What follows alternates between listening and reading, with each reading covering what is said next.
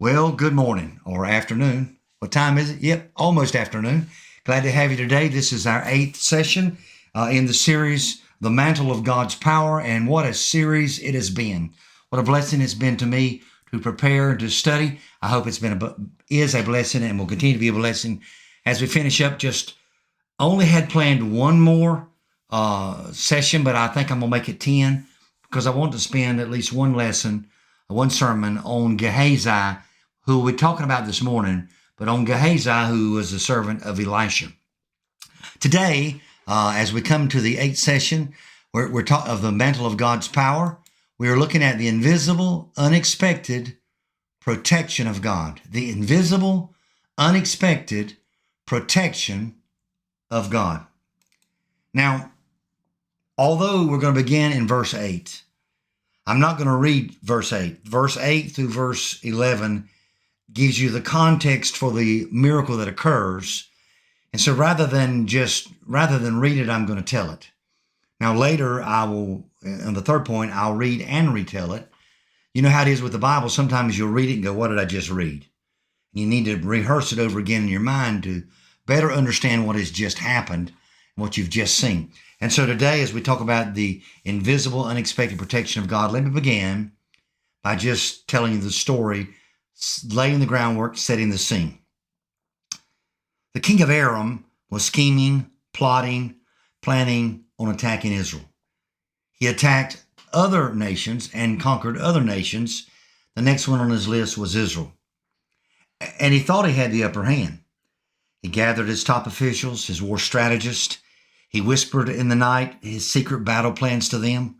We'll set up a camp here, and then we'll take Israel by surprise when they come that way, because he had spies finding out what Israel's plans were. However, as he whispered his plans to his generals, he did not know that there was a man of God in Israel who had his ears tuned to heaven's frequency. The Bible says that Elisha, the prophet of God, when the king of Aram would whisper to his soldiers, God would whisper to his soldier, his prophet, Elisha. While they were in dark places, keeping a secret, God was telling it. And so Elisha heard the plans. He sent word to the king of Israel, be careful, change your plans. Don't go that way. The enemy is lying in wait to trap you. And of course, the day went and left, and they didn't catch Israel because Israel didn't come the way they'd been told they were coming. So they got more news, the nation of Aram did, about Israel's going in a different direction. So they went ahead of them and set up camp to catch him this time. But again, God whispered to Elisha what they were whispering to their generals. And Elisha sent word again. A number of times, the king of Aram set up traps, but Israel didn't come. Israel didn't follow the plans that they had heard Israel had. And finally, the king of Aram was so angry, he finally said, who's betraying me? Is there a spy in the camp? Which one of you is leaking my plans to Israel? One of King Aram's servants knew something. And he said, and I quote from the text, no, my king, it's not any of us. There's a prophet in Israel, and he knows what you whisper behind closed doors. He hears what you say in your very bedroom. Very clearly, the principle was when God is for you, even the craftiest enemy cannot overcome you. Oh, Aram thought he had. He thought he knew. He thought he understood. But the king of Aram didn't know what God knew. But then he gets this new news. There's a prophet. Well, again, king of Aram was a legend in his own mind. He thought he could outsmart the God of heaven. So he said, I'll go capture Elisha, and they won't have that prophet anymore. He told his people, find Elisha, tell me where he is, I'll send an army to capture him. And so the spies come back and say, Elisha is camped in the village of Dothan. And so the king of Aram didn't send a few men. He sent his entire army to capture Elisha.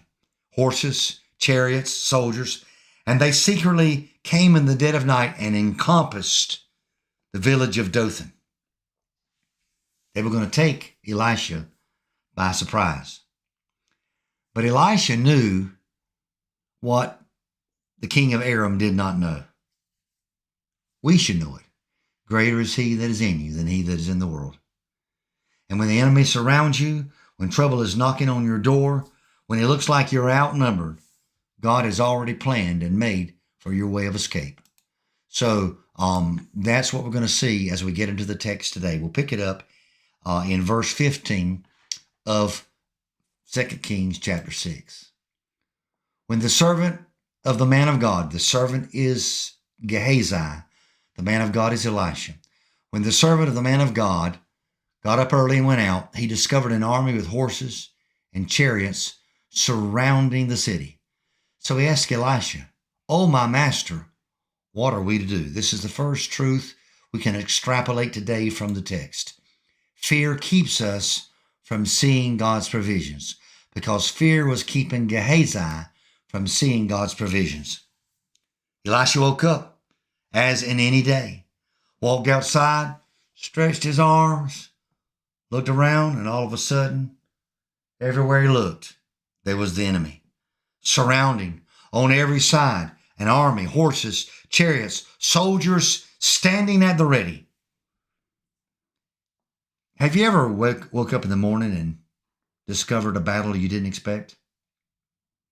You ever thought that you stepped into a season when trouble was waiting for you before you even got your coffee? You thought it was going to be a regular day, but you woke up and all of a sudden you open your email and bang, bad news. You check into your bank account. Oh no, trouble. You went to the doctor. I didn't expect that diagnosis. And then all you can do is be like Gehazi. Cry out like Elisha's servant. "Oh, my master, what are we to do?" That is the cry of desperation. That's the cry of a man who can't see his way out. That's the sound of somebody looking at their situation and saying, "It's just too much for me. I don't have the strength. I don't have the resources. I don't have the connections."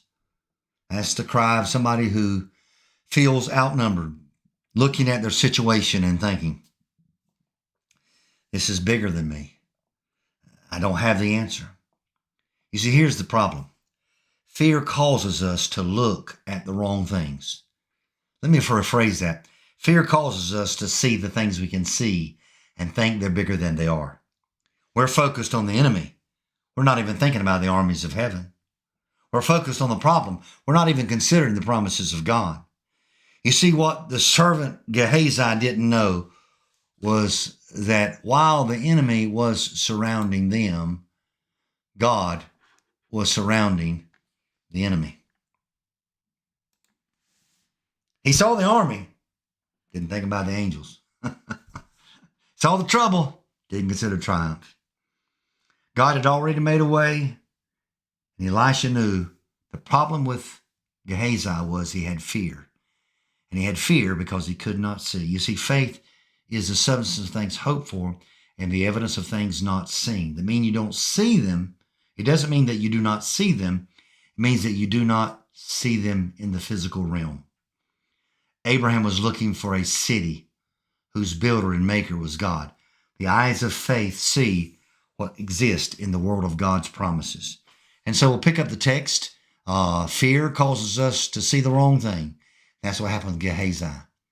But then it says Elisha told Gehazi, "Don't be afraid, for those who are with us outnumber those who are with them." Then Elisha prayed, "Lord, please open his eyes and let him see us." And so Elisha saw his servant trembling in fear, his eyes wide but not seeing, his hand shaking, his heart pounding. But Elisha wasn't worried. Elisha wasn't paralyzed because he wasn't focused on the natural realm. He saw God was supernaturally on the move. And so with the confidence of a man who walks with God, Elisha says, "Don't be afraid." The most common phrase in the Bible, don't be afraid, fear not. I don't care what's surrounding you. I don't care what the enemy has plotted against you. Don't be afraid. Elisha says something in the text that's a little bit, well, it's ludicrous if you don't believe in God. He says to Gehazi, "For those who are with us are outnumbered, those who are with us outnumber those who are with them." What are you talking about, Elisha? There's nobody but you and me and the villagers. That's an army out there. Those who are with us, Gehazi, they outnumber those who you see. I hope you understand what's happening. The servant saw the army of the enemy. Elisha saw the army of the Almighty. But Elisha doesn't become self-righteous. Elisha doesn't condemn. Well, how dare you not have the faith to see or the knowledge to know or the trust in God's promises. Elisha just simply prayed, Lord, open his eyes. And when he opened his eyes, when God opened Gehazi's eyes, everything changed because he saw the mountain was covered with horses and chariots of fire all around. You see, Elisha knew what Gehazi didn't know, and Elisha knew what the armies of Aram didn't know. God already had reinforcements waiting for the enemy of his people. The enemy brought horses. God sent chariots of fire. The enemy had chariots, not chariots of fire, not warriors of fire. So you may feel surrounded. You may feel defeated. You may feel cast down because you all looks lost. I remind you, you're surrounded by the power of God. Here's the truth. What's against you is nothing compared to who's fighting for you. What a wonderful truth. Nothing of that compared to who is fighting for you. Let's pick up the text in the next verse. When the Arameans came against him, Elisha prayed to the Lord, please strike the nation with blindness. So he struck them with blindness according to Elisha's word. Then Elisha said to them, this is not the way. This is not the city. Notice, Elisha goes up to them. They're all blind. This is not the way. This is not the city. Follow me, Elisha says to them, and I will take you to the man you're looking for. And he led them to Samaria. And when they had entered Samaria, Elisha said, Samaria is the capital city. They entered Samaria, Elisha said, Lord, open these men's eyes and let them see. So the Lord opened their eyes, and they saw that they were in the middle of Samaria. And when the king of Israel saw them, he said to Elisha, notice how excited he is. Should I kill them? Should I kill them, my father? Elisha replied, don't kill them. Do you kill those you have captured with your sword or with your bow? Set food and water in front of them so they can eat and drink and go to their master. So he prepared a big feast for them. And when they had eaten and drunk, he sent them away, and they went to their master. The Aramean raiders did not come into Israel's land again. This is the third and final truth for today. Faith should expect victory in unexpected ways. Faith should expect victory in unexpected ways. What the enemy meant for evil, God meant for good, not just for his people, but for the enemy. The Bible says the Arameans came against Elisha. They saw Elisha as the enemy. They saw the Israelites as the enemy. And they had the weapons, they had the numbers, they had the strategy, but they didn't know. They weren't fighting Elisha. They were fighting God. Because when you come against God's people, God takes it personally. How did Elisha fight the enemy? Pick up a sword? No. Try to negotiate? No. He prayed. He lifted up his voice and said, Lord, strike them with blindness. And just like that, they were blind. Whole army blind. They were confused. They were disoriented. They were stumbling around in the dark. They didn't know what was happening. They didn't know what to do. And here's where it gets really good. Elisha doesn't just leave them in their blindness. He walks to them, goes to them and says, oh, you're in the wrong place. Let me lead you where you need to go. I could see those thousands of men with hands on shoulders and hands on shoulders. And in the front of the line was Elisha leading them. I love this. I love this so much because you see, when you walk in faith, when you walk in the favor and communion of God, you don't have to run from the enemy. God can work in such a way in your life. God can work in such a way in the lives of your enemies that ultimately they will end up following you. That's exactly what happened with Saul of Tarsus. He was killing Christians and imprisoning Christians. And what happened? When all was said and done, God didn't destroy Saul of Tarsus, the enemy of the Christians. God saved Saul of Tarsus, and he was not just like the Christians, He became the greatest evangelist of them all. You see, when you walk in the favor and communion of God, God will turn your enemies in their own path, and they will end up following you. So Elisha led them, blind and confused and powerless, right into the stronghold of Israel. When they got there, Elisha prayed again, open their eyes. And when the Arameans opened their eyes, paradigm shift. Israel surrounded them, and the king of Israel gets all excited. Should I kill him? Should I kill him? The fact that it's mentioned twice shows how excited he was. But Elisha had the wisdom of God. And Elisha said something very wonderful. Elisha said, no, you don't kill prisoners of war. You don't slay the men you've captured. Feed them. Here it is. God again is acting in ways you would never predict. When you're walking with God, you don't have to destroy your enemies. When you're walking with God, God doesn't necessarily destroy your enemies. When you're walking with God, God makes them your friend. He doesn't kill them, does he? No. It says he sets a table before them. Now, to me, that gives insight to Psalm 23 in a way that I'm not used to. We always think, thou preparest a table before me in the presence of mine enemies. But in a situation like that, both sides are enemies of the opposite side. And so if we were the Israelites, we could say, yes, there's a table prepared before me in the presence of my enemies, and they can see me enjoying God's blessings, even though they're my enemy. And that is exactly what the Israelites had enjoyed. They escaped trap after trap after trap.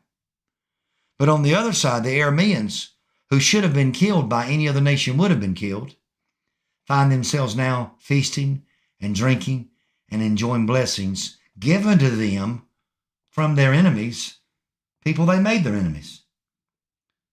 Thou preparest a table before me in the presence of my enemies means both sides of the table. And the Bible says they had a feast. And from that day on, those raiders never attacked Israel ever again. The battle wasn't won. The battle wasn't won with weapons.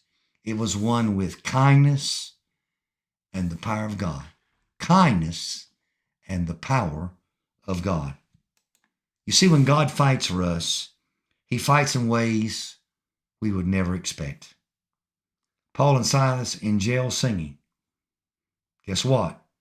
Doors open and jailer and family saved. As I mentioned, Saul of Tarsus, he wasn't under conviction. Out of nowhere, on the way to do bad things, God stopped him in his path and shook him to his core and saved his soul. Oh King Nebuchadnezzar, our God can deliver us. But even if he doesn't, we will not bow a knee. Nebuchadnezzar said, do I not see a fourth man walking in the fire? Oh, they're walking around Jericho. Look at those stupid Israelites. What in the world are they doing?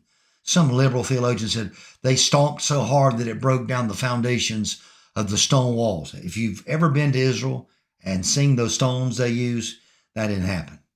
God did a supernatural, unexpected thing. He's only got 300 soldiers. How is he going to defeat 15,000 Midianites? Because that's how God works. And then the Red Sea and Moses. I was talking with my brother-in-law Mark yesterday, and he told about a sermon that he heard David Wilkerson preach once. And the sermon was entitled, The Right Song on the Wrong Side of the River. That is a great title. That's about that's about Exodus 14 and 15. You see, the Israelites were on one side of the Red Sea, and the Egyptians were coming to destroy them. And they were frightened and fearful. But God parted the Red Sea, and they went over on dry land. And when they got on dry land, the Bible says the Egyptians followed them, and God brought the water back, and the Egyptian soldiers drowned. Wilkerson was making the point they should have had enough faith to sing before they crossed. They sang the right song on the wrong side of the river. The theme of today's lesson is we need to sing the right song on the right side of the river, to have faith in God's promises that he will protect us, that he will keep us, that he will provide for us. Sometimes God does part the waters. Sometimes he does confuse the enemy. Sometimes he does make the walls fall down. But sometimes he just says, stand still and see the salvation of the Lord. The only thing about God that you can predict, because he's not predictable, but the one thing you can predict about God, not what he will do or how he will do it, but you can predict this. God will always protect his people. God will always do good for his people. And in the end, God will always be glorified. I trust and pray that today's study has been a blessing to you and that you've learned something about trusting God in the dark night of the soul. Because what you can't see is where God is most present. And faith is believing it's true. Heaven is a real place. It's not a fairy tale we tell ourselves. It's not the opiate of the masses to convert. Religion's not that. The Bible is true. God is real. And heaven is a place. I'm longing to see him face to face one day, but until then, while we're here on this temporal plane, we are trusting in a supernatural, eternal God. And he will do everything he said he would do and even more. God bless. Have a great day.